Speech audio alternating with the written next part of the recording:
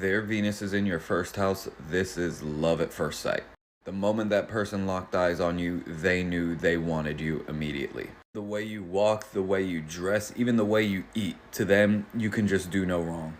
And this is where I think people can get commonly set up for disappointment, because there's no such thing as a person that can do no wrong. Disappointment isn't quite as intense as having someone's sun or Mars in your first house, but once you remove that trophy element from this relationship, there's really not much for it to stand on. I do think this can be a really good relationship if you don't run away with idealizing one another. If their Venus is in your second house, they probably do a lot to enhance your self-esteem. However, you need to be careful that that boost in self-esteem isn't just them completely love bombing you. There's a good chance that you probably have something that they want or need, and they will do or say anything to get near you or get near that thing.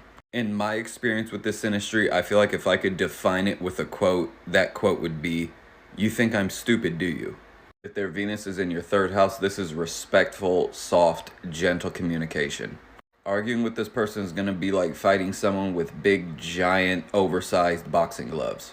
They don't want to hurt each other with their words, and they really just hate the idea of fighting all around. That can create a very peaceful environment, but that peace is almost false in a sense. This person loves the idea of peace so much, especially with you, that they'll probably keep their mouth shut when issues are actually bothering them.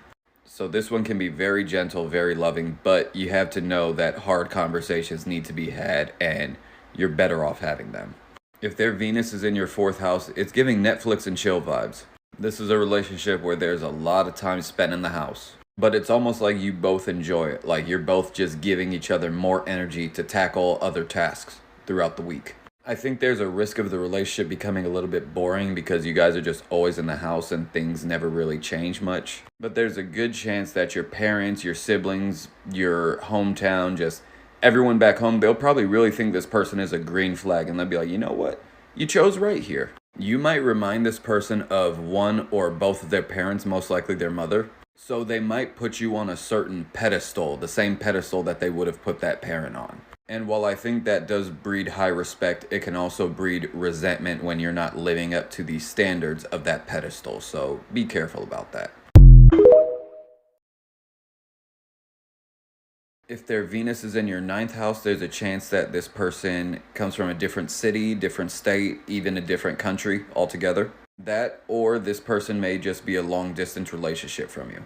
Although there's often two different cultures clashing here with this industry, it's still very harmonious. Like, you guys respect where each other comes from, and you try to accommodate it as well. You two are almost like rocket fuel for each other when it comes to expanding your own personal goals.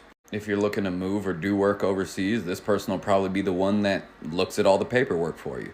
Although I see this bond as productive, I feel like they can be a little too focused on the goal itself. Like, I think you guys will set good goals, but I think there will be some rose-colored glasses and a little bit of underestimating the trouble and the effort of the journey it'll take to get to them.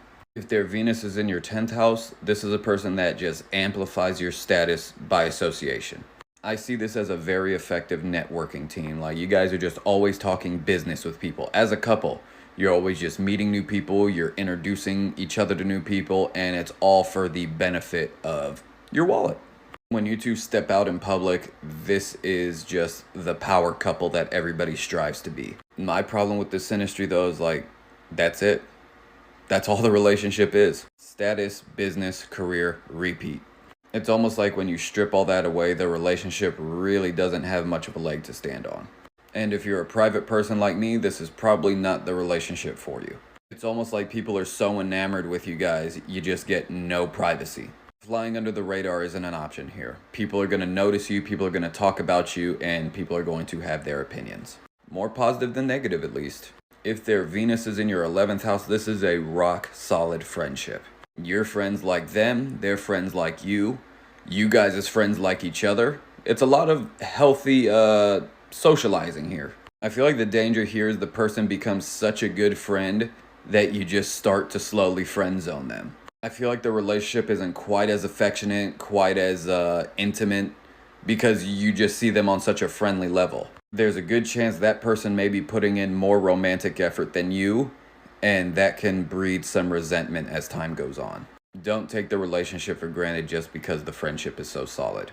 If their Venus is in your 12th house, I always found this one just to be so weird. I really do find this to be a really deep, intimate bond where that person almost accepts you at your very worst, but it's almost like they switch up in public. In my experience with this industry, it's almost like that person didn't want to be seen with me. It was almost like I was being hidden, and I actually was. I feel like you're always wondering if this person has a side piece, but the whole time you're actually the side piece. I don't like this one. Too many secrets, too much sneaky moving. Not for me. If their Venus is in your 5th house, this is like your comedy soulmate. I say this because there's just going to be so much endless laughter in this bond. It just never stops.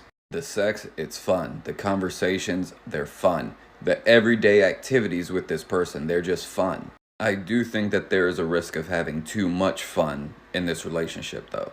It's not flash in the pan fun like it's the sun, or reckless fun like Mars. It's more the type of fun where it's like, hey, those dishes are starting to pile up over there, or hey, we're starting to fall behind on bills because we're spending so much money on extravagant activities. Coming back down to earth and realizing that you still have responsibilities is very important with this one. If their Venus is in your 6th house, this is a person that's going to be very reliable for you. This is just everyday thoughtfulness without even having to say a word. Like, this is a person you won't have to tell that you're hungry. This is a person that just has the food ready for you to go because they just know what time you'll be hungry. They'll know what you want to eat. You know, just being very thoughtful about it. There's a good chance that you're going to feel very nurtured by this person, but there's also a chance that you're going to take that nurturing for granted. So be careful. Take their needs into consideration as well, and don't let the bond become one-sided.